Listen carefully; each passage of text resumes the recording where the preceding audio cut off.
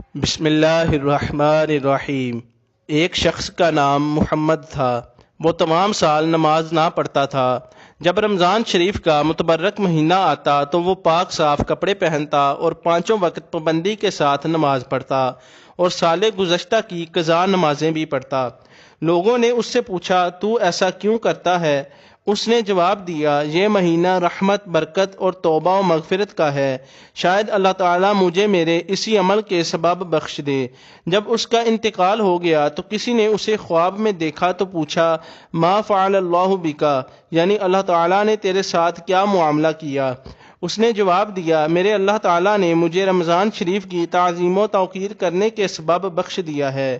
پیارے بھائیو، آپ نے دیکھا کہ خدائے رحمان جل وعلا ماہ رمضان کے قدردان پر کس درجہ مہربان ہے کہ سال کے باقی مہینے چھوڑ کر صرف ماہ رمضان میں عبادت کرنے والے کی مغفرت فرما دی۔